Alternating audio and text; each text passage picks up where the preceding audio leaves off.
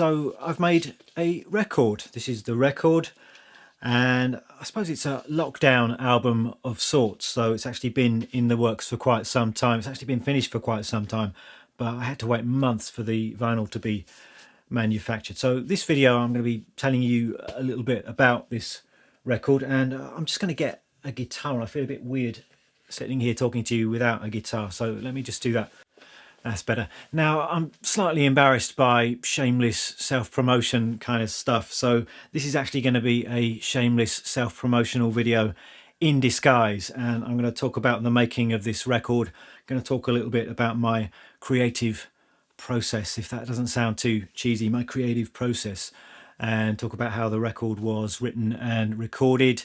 And I hope you find it an interesting video, and then of course I hope you rush out and listen to it and buy it as well. So yeah, this is the record, and I'm going under the name Zodiac Toys, which is basically just little old me, but I wanted to have a band name, a kind of band persona, rather than just putting it out under my own name.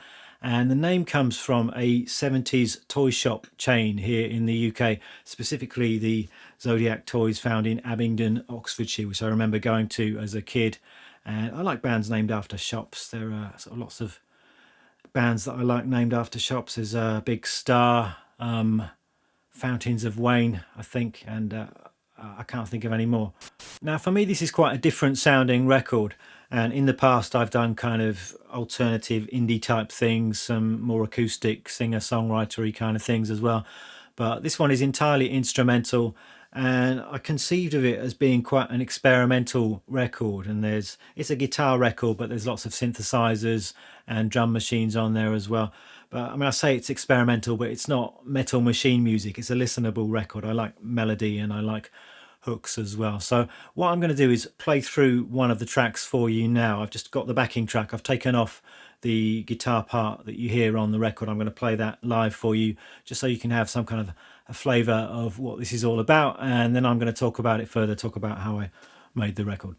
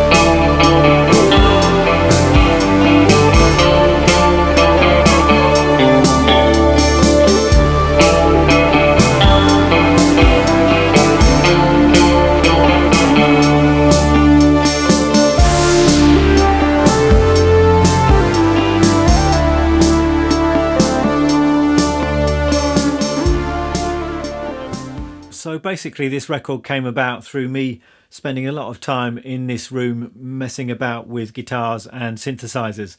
And I spend a lot of time in this room anyway making content for these YouTube videos. But when I'm not doing that, I like to just play around on guitars, and I've got quite a lot of synth gear as well. You can't see it right now because it's all behind the camera, but I've got a few nice synthesizers, drum machines, that kind of thing. So when I had a spare moment, quite often in the afternoons, I would get some drum machines out, some synthesizers, and just play around. And over several weeks I accumulated quite a lot of these sketches, these basic ideas, and some of them were terrible, but when I listened back to them, I thought a handful of them had some kind of potential and could be built upon and turned into some kind of album. So that's what I decided to do. And I've been listening to quite a lot of Fripp and Eno and all of the cool German experimental electronic stuff from the 70s. So it's loosely inspired by that kind of thing. I'm not saying what I've come up with is a patch on any of that stuff, but those are the kind of things that I was listening to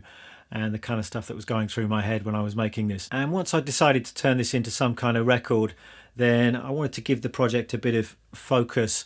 And one way that I like to do that is to give myself rules or restrictions when I'm making something. I think this is quite important when you're making any kind of musical project, that it's really got a vibe and identity. And one of the ways of doing that is just by defining your musical palette in some kind of way. Otherwise there are just too many options and you just end up with this sprawling kind of shapeless thing.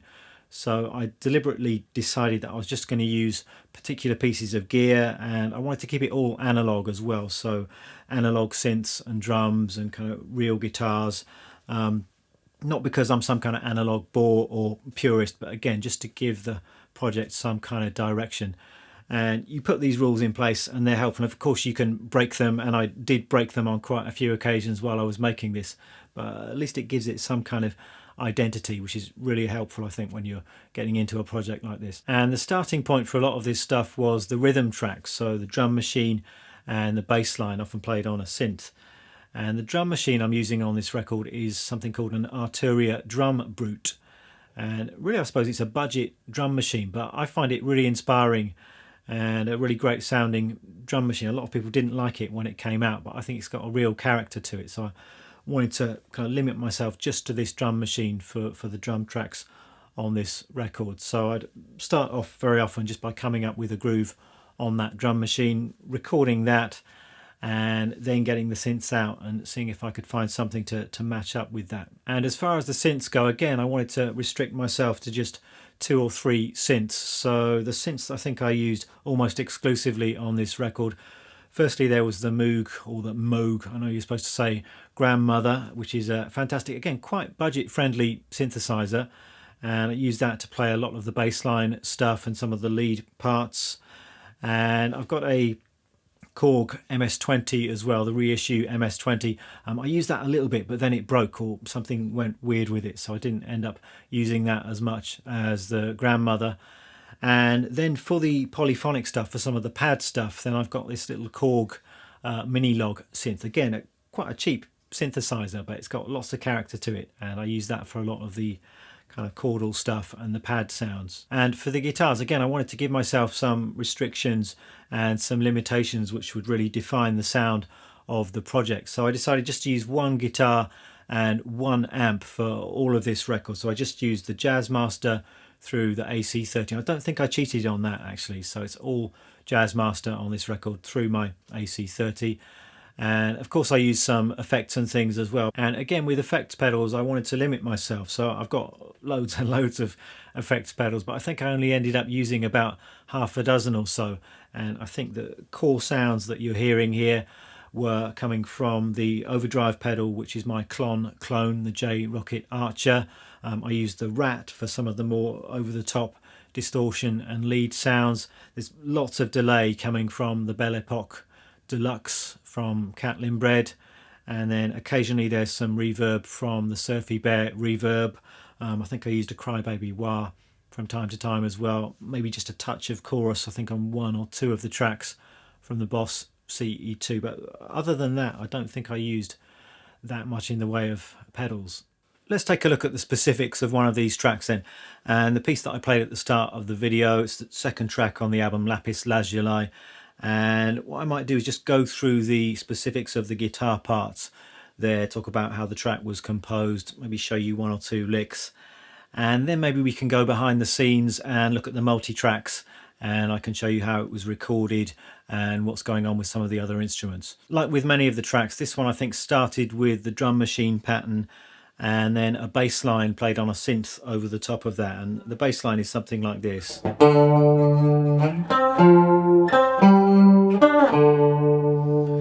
So it's really in the key of D minor, and what's implied by that bass line and what's actually played by the synths on the record is this kind of harmony. So you've got D minor, F, G, D minor, so pretty straightforward. It's really key of D minor. You've got that major 4 chord there, the G major, which gives you that kind of D Dorian sound, which is what I'm bringing out in some of the melodic stuff that I'm playing over the track.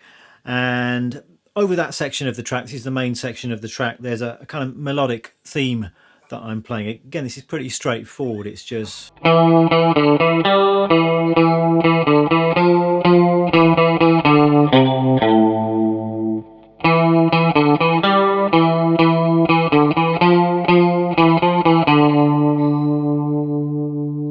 very simple melody there, just D minor scale really. I suppose I was thinking kind of a New Order or Cure-ish kind of melody. It's played quite low down on the guitar. It's a clean sound with a little bit of chorus. So I just wanted a kind of catchy melody to kind of go over the top of all of the synth stuff. And there are a couple of little synth interludes on this one where really the main guitars drop out and they're just some secondary guitars playing some quite simple single note, kind of quite funky things. There's also a little guitar solo as well, and it's quite a short solo, and I wanted it to be a bit of a contrast to the rest of the track. So there's lots of distortion, it's quite kind of frenzied and angular. I've not played it since I recorded it, which was quite a while ago, so I've actually had to sit down and try and relearn exactly what it was I was doing on this track. I'm not sure I've got it quite right. I can't quite figure out some of the things in there, but it's something like this.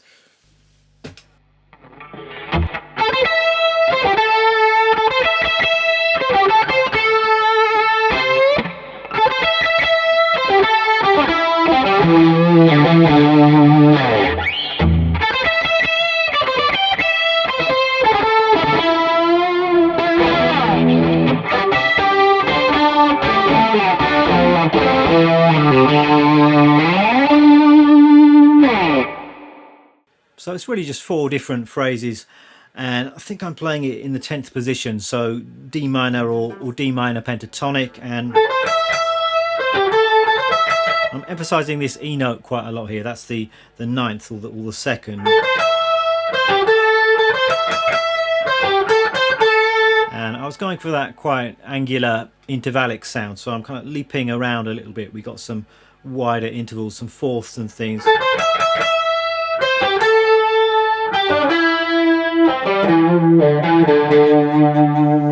And for the 3rd phrase, I think I'm going up a bit higher.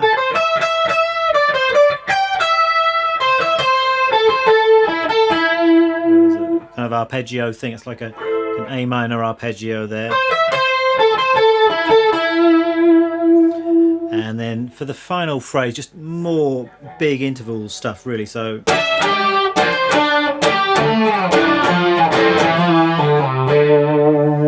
kind of 6ths here really.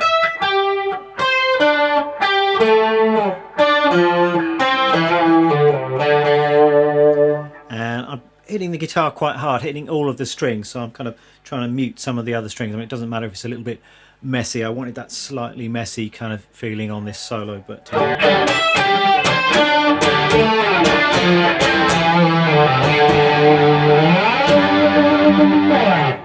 so that's about it for the main guitar parts on this one. So quite simple, really just those 2 main parts. And for this track, and for quite a few of the tracks on the record, the synths are just as important as the guitar. So very often the synths are going to be carrying the track and playing the main melodic parts. Let's continue by going behind the scenes of how this track was recorded, and I'll show you the multi-tracks and the Pro Tools session that I used to record this. And Pro Tools is generally what I use to record everything really. So all of this album was recorded in Pro Tools. All of the audio you hear in my YouTube videos is done with Pro Tools. Not necessarily because Pro Tools is the best option. I know it's got its critics, but on the whole I really like it and I'm very comfortable with it. So that's generally what I go for.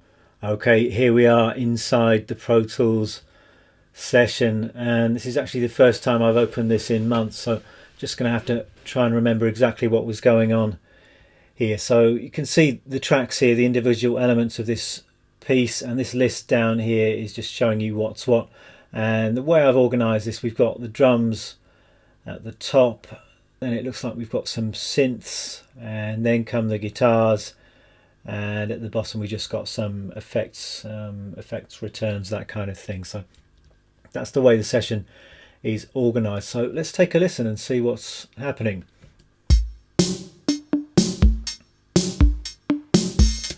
So yeah, this one starts with a drum intro, and as I said, all the drums were recorded with the Arturia Drum Brute drum machine. One of the cool things about that drum machine is you've got individual outputs for all of the different sounds.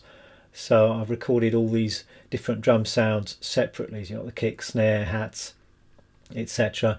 And the advantage of doing that is that you've got a bit more control over those individual elements, and you can process them separately. So you can hear the kick drum here,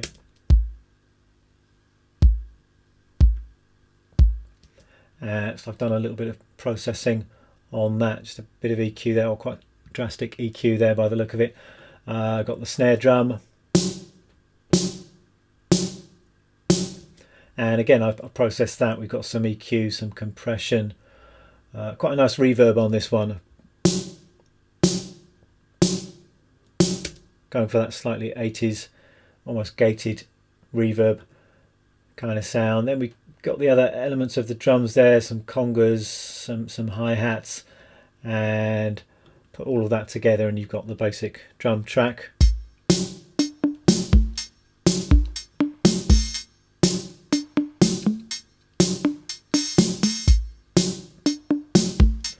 And looks like I've got some extra drum elements here as well. Got some crashes that sound like this, some kind of sci-fi sounding crashes. I can't remember how they were done. Probably just the drum brute. Once again, it sounds like I filtered those in some kind of way. Oh, that's cool. I've got a reverse crash there.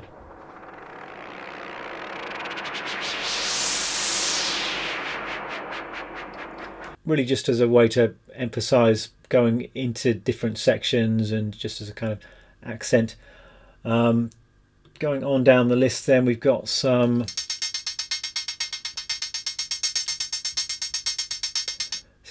filtered hi-hats, again from the drum brute. I think probably we've just played the filter on the drum brute to get that sound, and that happens in the middle of the track. I've just got a couple of plugins on there. Oh, this is a great plugin. It's called Sketch Cassette, and it basically makes it sound like you recorded it onto an old cassette tape, and you've got different degrees of tape degradation that you can dial in just to add that kind of lo-fi character. So I use that quite a lot, and just giving that sound a bit of stereo movement with a kind of auto panner. Then I think we're coming onto the synths. So I think, let's see what we've got here. I think this is the main synth bass line.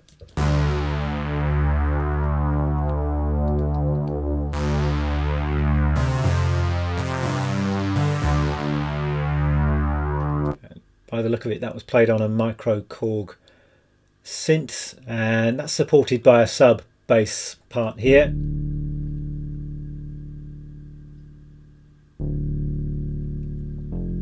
I don't know if you can hear that. That's super low. I'm not sure what that was done. I should have labelled this better. Probably the Moog, I think, maybe the Mini Moog. And then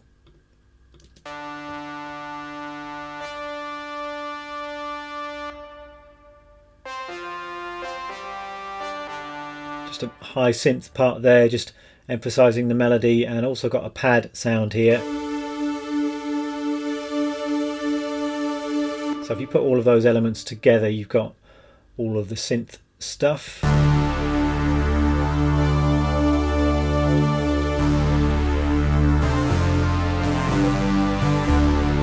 And we've got a couple of synth solos on this one as well. Where are we? There's a solo towards the start of the track.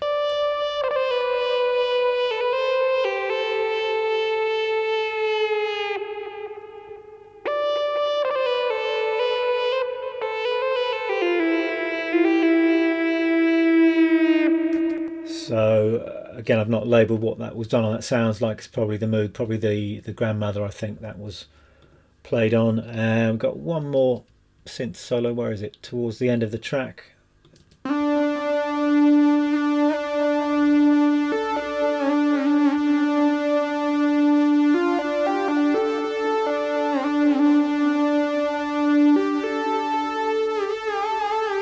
It sounds like the grandmother to me that played that.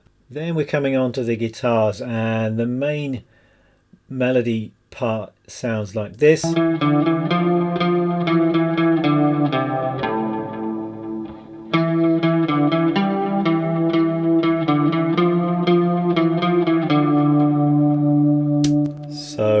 as I said, that's just the Jazzmaster into the AC30. It's quite a clean sound, a touch of chorus on that. I've got some processing happening here, so some compression, bit of EQ by the look of it, and a bit of reverb and delay added too.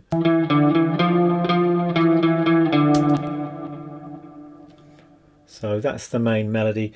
Then we've got the guitar solo down here.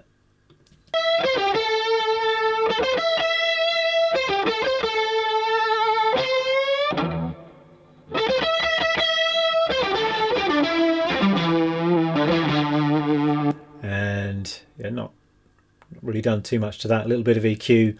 Again, it looks like just a touch of delay and reverb on that as well.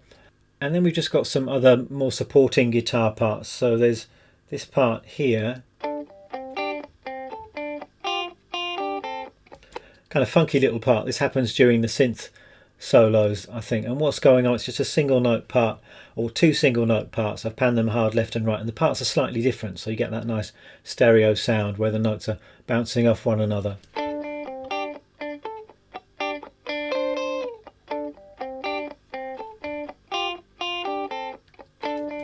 And that happens in the middle of the track and again towards the end of the track.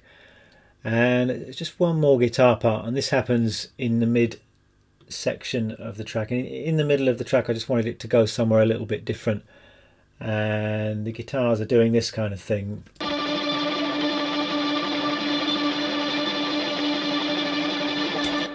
So it's just a kind of frenzied tremolo picked part. Again, the two guitars panned hard left and right just to give you that kind of stereo sound. So there we go, that's what's going on with this one. And I feel a little bit like I'm taking part in one of these rock documentaries where you've got some super producer bringing up the different elements of a track behind some enormous mixing desk. It's usually a Steely Dan track or something, and he's bringing up Larry Carlton's guitar. So I'm afraid this isn't quite on that kind of level, but I hope you found it interesting. So there we are. I hope you haven't found the self-promotion in this video to be too shameless, and I hope you found this to be an interesting video. Of course, if you do fancy checking out this album, then I'd love you to take a listen, and you can do that in all of the usual digital places.